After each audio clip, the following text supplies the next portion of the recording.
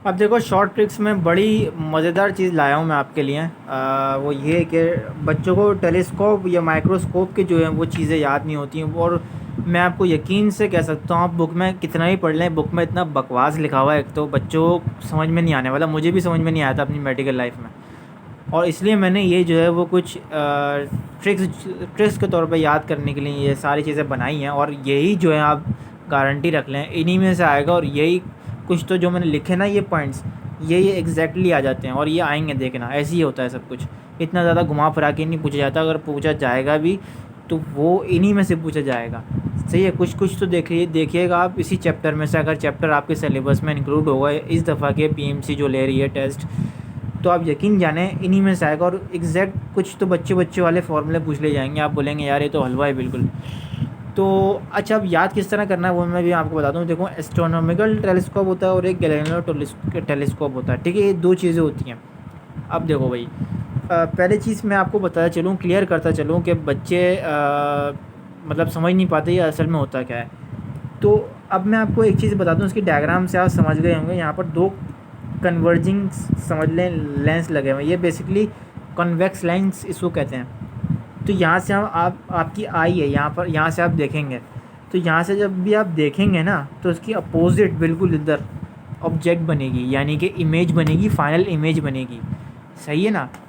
मतलब आप किसी भी, अगर आपने माइक्रोस्कोप के अंदर या फिर किसी टेलीस्कोप के अंदर अगर चाँद देखा है तो बेसिकली ये होता ही वही है।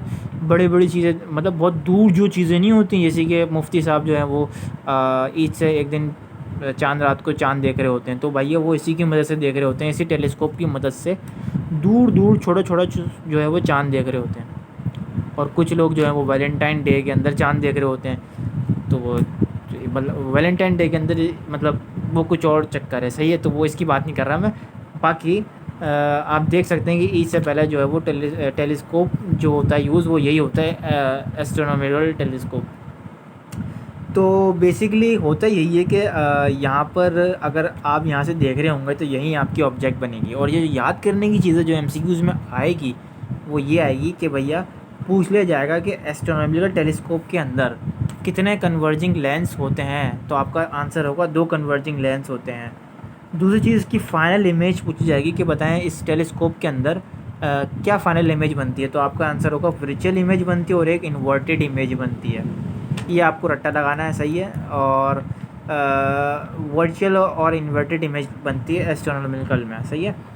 और ये तमाम चीज़ें मैं डिटेल में आपको बता चुका हूँ। तीसरी चीज़ जो इम्पोर्टेंट है, उसका फार्मूला आ सकता है लेंथ के बारे में, तो इसका जो है यहाँ पर प्लस लगेगा। और अगर मैं कंपैरिजन करता जाऊँ, क्योंकि ये देखें, ये दो टेलीस्कोप हैं आपके पास, आपके टॉप उसमें है ना सिलेबस में, दो बड़े कॉमन हैं। सही है, तो दोनों मतलब सिमिलरिटीज़ रखते हैं। मैं आपको बताता हूँ। अब देखें, ये जो है ना बेसिकली ये क्या कहते हैं, इसका नाम बड़ा अजीब सा है, एस्ट्रोनॉमिकल टेलीस्कोप और गैलीलियो टेलीस्कोप।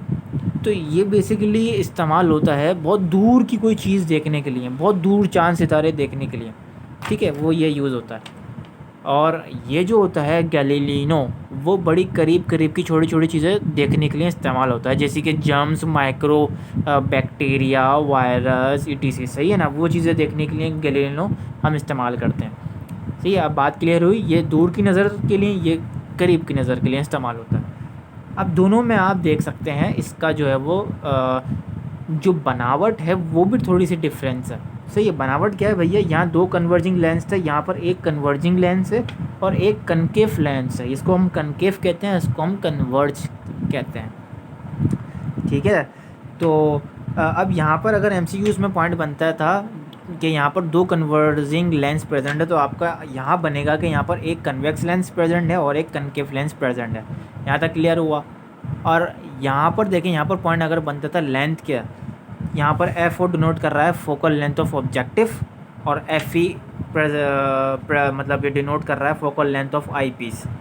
तो यहाँ प्लस आ रहा था, यहाँ पर माइनस बन जाएगा, सेम फार्मूला रहेगा। सही है, ट्रिक है याद करने की। इसी तरीके से अगर फाइनल इमेज यहाँ पर वर्चुअल और इन्वर्टेड बन रही थी, तो यहाँ पर जो है भाई, यहाँ पे वर्चुअल बट यहाँ पर इरेक्ट बनेगी। ये आपको थोड़ा सा याद रखना है। इसी तरीके से आप चार्ट ड्रॉ करेंगे, यकीन माने आपको ऐसा पप्पू याद होगा कि आप बोलेंगे मैंने आपको पानी में घोल के पिला दिया, क्योंकि मैंने देखे प्रैक्टिकल सेंटर से ही पढ़ा है। और मैंने जो है वो तमाम बड़े बड़े सेंटरों से पढ़ा है, उन तमाम बड़े बड़े टीचरों का नॉलेज ही है जो मैं आपके सामने शेयर कर रहा हूँ। तो लाखों की इन्फॉर्मेशन आपको मैं फ्री में यहाँ पर यूट्यूब पे दे रहा हूँ। तो बात करते हैं गैलीलियो की। तो इसको भैया हम जो है वो आप यहाँ देख सकते हैं, इसका मैग्नीफिकेशन का फॉर्मूला क्या होता है। मैग्नीफिकेशन का फॉर्मूला यहाँ पर देंगे, focal length of objective divide हो रहा है आई पीस से, ठीक है। तो ये भी बहुत इंपॉर्टेंट पूछ लिया जाता है किसके अंदर कि एस्ट्रोनॉमिकल टेलीस्कोप के अंदर बताएं मैग्नीफिकेशन का फॉर्मूला क्या होगा, या फिर ये बड़ी जो है वो न्यूमेरिकल के लिए दोनों फार्मूले बहुत आ जाते हैं। कभी कभी लेंथ पूछ लिया जाता है, कभी कभी मैग्नीफिकेशन, एम डिनोट कर रहा है मैग्नीफिकेशन को, कि मैग्नीफिकेशन बताएं, और आपको ये दो चीज़ें दे दी जाती हैं। तो एमसीक्यूज़ का ये भी बड़ा फेवरेट पॉइंट है, याद रखिएगा। अब देखें इसको जो है ना, गैलीलियो को हम कहते हैं ओपरा ग्लास, ओपरा ग्लास भी हम इसको कह सकते हैं, और ये एमसीक्यूज़ का बड़ा फेवरेट पॉइंट है। अब बात करते हैं सिंपल माइक्रोस्कोप को किस तरह याद रखना है और कंपाउंड माइक्रोस्कोप को किस तरह याद रखना है। सही है, ये चीज़ मैं आपको बताता हूँ। अब भैया देखो, ये बड़े मिलते जुलते हैं सिंपल और माइक्रोस्कोप। तो पहले तो चीज़ मैं आपको ये क्लियर करता चलूँ कि इसका देखें, ये सिंपल माइक्रोस्कोप आपको नाम से क्लियर हो गया, सिंपल एक सिंपल तरीके से होगा। इसको हम जो है वो कंसिस्ट होता है वो सिर्फ एक कन्वेक्स लेंस के ऊपर, जो कि मैंने सिर्फ एक बनाया हुआ है। इस तरीके से आप याद रखिएगा, क्योंकि पेपर में इतना ही आना है। फाइनल इमेज इसकी वर्चुअल और इरेक्ट बनती है, और इसी तरीके से अगर आप इसी प्लेटफॉर्म से लिखेंगे तो आपको ऊपर की बिल्कुल यहीं चिपका देनी है। आपको याद होगा कि भाई गैलीलियो की भी भैया वर्चुअल और इरेक्ट थी इमेज, तो भैया सिंपल की भी वर्चुअल और इरेक्ट होगी। इसी तरीके से हम इसको मैग्नीफाइंग ग्लास कहते हैं, सिंपल को, सिंपल माइक्रोस्कोप को मैग्नीफाइंग ग्लास कहते हैं। और इसका जो फार्मूला होता है बेसिकली वो ये होता है मैग्नीफिकेशन का 1 + d divided by focal length, ठीक है। न्यूमेरिकल में फोकल लेंथ की वैल्यू दे दी जाएगी, d फॉर डिस्टेंस की वैल्यू दे दी जाएगी, और आपसे मैग्नीफिकेशन पूछा जाएगा। तो ये फार्मूला लगा के आप सिंपल माइक्रोस्कोप का मैग्नीफिकेशन ईजिली निकाल सकते हैं। अब बात करते हैं भैया, ये अब ये छोटा होगा या अब ये बड़ा, इनका बड़ा भाई आ जाएगा, ठीक है, इनका ये बाप आ जाएगा। अगर कहूँ तो ये सही रहेगा, कंपाउंड माइक्रोस्कोप, इनका भी बाप आ गया। तो चलिए अब इनकी बाप को भी डिस्कस करते हैं। कंपाउंड माइक्रोस्कोप आ गया है। कंपाउंड माइक्रोस्कोप का आप देख सकते हैं किस तरह मैंने बनाया हुआ है, आईपीस ऑब्जेक्टिव। अब हम जो है कंपाउंड को इस साइड से देख रहे होते हैं, सही है। इस साइड से देखेंगे तो जाहिर सी बात है ऑब्जेक्ट यहाँ बनेगा, फाइनल इमेज यहाँ बनेगी। यहाँ देखें 2 कन्वेक्स लेंस होते हैं, जो कि मैंने आपके सामने बताया। मैं ये आएगा पेपर में, ये भी आएगा कि कितने लेंस प्रेजेंट होते हैं कन्वेक्स कंपाउंड माइक्रोस्कोप के अंदर। ऑब्जेक्टिव लेंस जो होता है, यानी कि फाइनल इमेज जो बन रही होगी इधर, वो रियल बन रही होगी और इन्वर्टेड इमेज बन रही होगी, ठीक है ना। रियल और इन्वर्टेड इमेज बन रही होगी इस साइड पे कंपाउंड के अंदर, और फाइनल इमेज जो बन रही होगी वो वर्चुअल और इन्वर्टेड बन रही होगी, ठीक हो गया। तो ऑब्जेक्टिव लेंस की जो यहाँ पर जो इमेज बन रही होगी वो बन रही होगी रियल और इन्वर्टेड, और फाइनल इमेज जो बन रही होगी, बिल्कुल जो फाइनल इमेज आगे बड़ी हो जाती है बिल्कुल, वो क्या बन रही होगी, वर्चुअल और इन्वर्टेड बन रही होगी।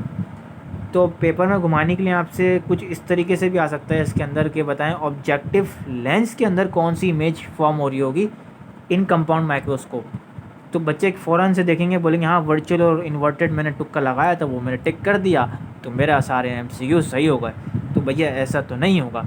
तो कैसा होगा? तो फिर ऐसा होगा कि भाई आपको ये भी डिफरेंस याद रखना पड़ेगा कि वर्चुअल और इन्वर्टेड इमेज नहीं बन रही थी, बल्कि रियल और इन्वर्टेड इमेज बन रही थी।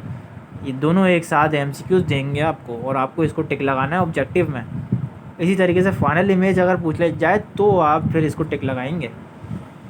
अब मैग्नीफिकेशन का देख सकते हैं कि भैया Q divided by P, Q for objective, P for जो होता है वो उसकी इमेज होती है बेसिकली। और आप देख सकते हैं कि तो बेसिकली मैग्नीफिकेशन का फॉर्मूला आप देख सकते हैं कि Q जो होता है बेसिकली इमेज को डिनोट करता है, ठीक है ना, और P जो है वो ऑब्जेक्ट को डिनोट करता है, ठीक है। तो Q जो है वो किसको डिनोट करेगा? इमेज को डिनोट करेगा, यानी कि I को, और P ऑब्जेक्ट को डिनोट करेगा। तो अगर आपको ऑब्जेक्ट की वैल्यू पता है, इमेज की वैल्यू पता है, तो आप इजीली मैग्नीफिकेशन कंपाउंड माइक्रोस्कोप का निकाल सकते हैं। यहाँ से अगर आप देख सकते हैं कि अगर आपको थोड़ा सा कंफ्यूज करने के लिए ये इन दोनों की वैल्यू नहीं दी, तो आप क्या करेंगे, अब आप लेंथ की वैल्यू आपके पास है, फोकल लेंथ की मौजूद है और डिस्टेंस की वैल्यू पता है, तो आप इजीली ये मैग्नीफिकेशन भी निकाल सकते हैं। ठीक है, तो ये आपको फार्मूला याद रखना पड़ेगा। याद रहे कि इस साल जो 2020 के अंदर एमकेट हुआ है, नेशनल एमटीकेट जो हुआ है, पीएमसी ने जो कंडक्ट किया है, उसके अंदर ये चैप्टर इंक्लूड नहीं था, कंपाउंड वगैरह का चैप्टर नंबर 10 इंक्लूड नहीं था। बट इस दफ़ा आप इसको हल्के में मत लें, इस दफ़ा हो सकता है ये इंक्लूड हो और ये बहुत इम्पॉर्टेंट जो है वो टॉपिक है। तो इसलिए आपको ये तमाम चीज़ें आप, मैं कह रहा हूँ, बहुत ईजी हैं। जब आप एक दफ़ा ख़ुद से इसको देख लेंगे ना, तो आप बड़ा मज़ा आएगा आपको इसको याद करने में। तो अब देखें, मैं जो हूँ वो अब कुछ कंस्ट्रक्टिव और डिस्ट्रक्टिव इंटरफेरेंस की तरफ आने लगा हूँ। तो भैया ये भी बहुत इम्पॉर्टेंट है चीज़ें। अच्छा, अब ये क्या है ये मैं आपको बता देता हूँ। बस वीडियो को मैं एंड करता हूँ, फिर नेक्स्ट वीडियो की तरफ मैं जाऊँगा। तो कंस्ट्रक्टिव इंटरफेरेंस और डिस्ट्रक्टिव के अंदर क्या है, ये इसका एमसीक्यू आ सकता है। देखिए, कंस्ट्रक्टिव का मतलब ये होता है कि उसका जो रिज़ल्टेंट होता है वो 1 या फिर ज़्यादा आता है, 1 से ज़्यादा आता है।